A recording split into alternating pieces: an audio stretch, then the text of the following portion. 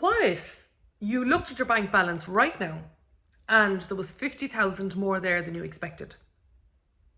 Just going to let that sit there for 1, 2, 3 seconds.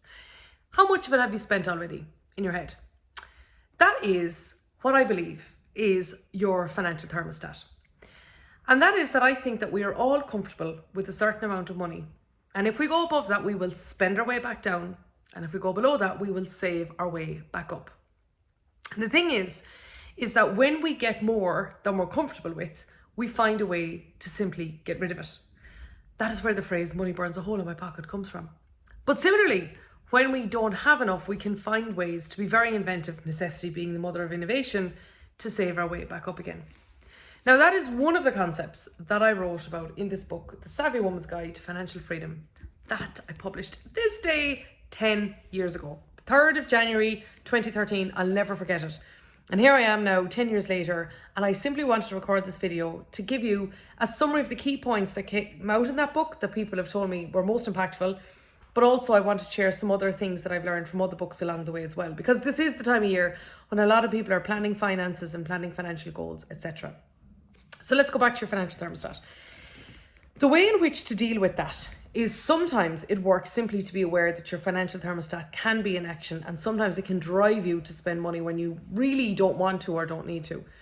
But the second thing as well is that if you simply document, write down reasons why having more money or keeping more money can be helpful, then that can often just set your brain on a course where it accepts that having more can be helpful.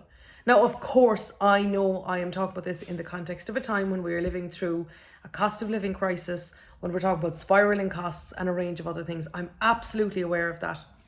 But I do want to share these concepts because they do matter and can have a big impact that can put you into peril at times when you really don't need it. Another thing that I talked a lot about is this whole idea of the title, as I mentioned, is The Savvy Woman's Guide to Financial Freedom, right? So it didn't have a number attached to it, and that was intentional. And that is because I wanted to write the book in the context of where people could figure out what goals and what financial freedom meant to them. All I'm going to say on this is, would you know if you achieved your financial goal, whatever it is? Like, I remember the year we were getting married, and saving towards that obviously was a very real smart, in many ways, smart financial goal. But I often, when I talk to people about what financial freedom meant to them, a lot of them talked about a feeling like I wouldn't have to worry anymore, or it would be great, it would be a great relief, or other things like that. But my question to you is that whether you're setting personal financial goals or business goals or anything else like that, is I would just have one question, and that is, would you know if you achieved it? That's all. Would you know if you achieved it? Would you absolutely know if you achieved it? And think about it in the context of a couple of months ago when we saw the World Cup. It was very clear when a goal was scored because it crossed a certain line. Well, what line would you establish for your own personal or business financial goals? That's the only thing that I would ask. And that's the second concept that I talk a lot about in there. The third thing is that, so much related to financial goals has absolutely nothing to do with money. A lot of the time it comes down to simply being organized. The minute I say that, often people go, oh yeah, I know, I should. Okay, drop the shoulds now for a second. I just want to give you 3 things that I personally do to keep it that way. One is that I have a password manager. We started using it within the company a while ago, and I find it really good. It's called Dashlane. And what that simply does is it keeps the usernames and passwords A, secure, B, accessible, and C, accessible in the one place, where independent of the device that I'm on. So I would suggest that when it comes to you simply getting organized, is having all your usernames and passwords in the one spot can be super helpful. The second thing is, in contrast to when I was writing this book, is that today there's an awful lot more money supermarkets. Like back in the book I was talking about, take half an hour out, let's say, to compare different financial services products, because one can often be the same as the other. Let's say if it comes to insurance, or it comes to a credit card interest rate, etc. Now, the like of that is automated, where there's now a lot of money supermarkets or product comparison websites. For example, consumerhelp.ie is in Ireland, for example. And the third thing is, it's something I use all the time, is I have a database management tool that we use in the business called Airtable, but I created a free version of that for just for ourselves in the house. And again, it just keeps things together, whether it is planning, like there's a calendar functionality in it where you can just plan out the bigger expenses that are happening, or planning when you need to renew something, or various different things like that. So Airtable is a tool as well that I use. And between Dashlane and Airtable, and then the fund or the product comparisons, either or, depending on the situation, that can really help as regards simply keeping things together. So that is another thing that I would talk about. A different book that I want to mention at the moment is this one. So I was reading this over Christmas, and it is a very short introduction to innovation. Now, it is, as the name suggests, I found it very good, a very good, solid read. And the reason that I'm bringing it up in this video is that in many ways, given where we are at the moment, is that innovation is the way forward, whether it comes from a business point of view or it comes from a personal inventiveness point of view, etc. But one paragraph in the book stood out to me that I want to share with you, and that is that they said innovation comes from the push from science, appreciating and responding to demand, better coupling of all contributors to innovation within organizations and collaboration with those outside, and enhanced strategic integration and networking using digital technologies. Now that text is also in the post, but what I just wanted to put forward there is, whether you look at this from an individual or a business point of view, I would say is that is a really good list of things to do as a way to make sure that you are being innovative. If it is the case, you're an individual and you're looking for ways to simply be more innovative in the way in which you look at the world, look at what universities are producing, or sign up for a course to see what new developments are happening in your area. If you're a business, perhaps connect with university. That's what we've done within our innovation partnership. We're on our third one now with DCU.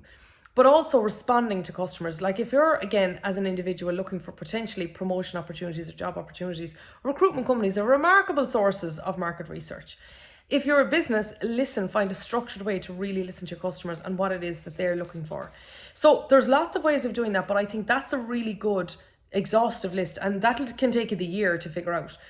Another thing that I write about here in my own book is that we have stakeholders of our finances, the way I describe them. They can be our parents, they can be our kids, they can be people in a business, they can be our employer, they can be a range of other people. And I talk a lot about that because I think that there's a huge amount of influence that other people have on our spending and our behavioural habits. But I want to give you a model for that I think is very useful, and that's the RACI one, RACI. And RACI stands for R is for responsible, A is accountable, C is for consulted, and I is for informed. So let me just give you a tangible version of that. When I mentioned that we now have an innovation partnership with DCU, that is a connection between us as a business and a university, and is partly funded by Enterprise Ireland. Significantly, but partly funded by Enterprise Ireland. Now, R is for responsible. That the buck stops ultimately with our business to make sure that this innovation partnership happens in the right way. A is for accountable. Who's held accountable to that? Well, we have 2 staff employed directly on that all the time, and they are held accountable to the actions that we set out within the plan and the targets. C is consulted. We need to obviously consult our stakeholders, namely the wider community of DCU and Enterprise Ireland as we're going along, and I is for informed. So we need to inform our customers and potential new customers about our development as we go along. That's an example of RACI, and then you think about how that may apply to your own stakeholders when it comes to your finances.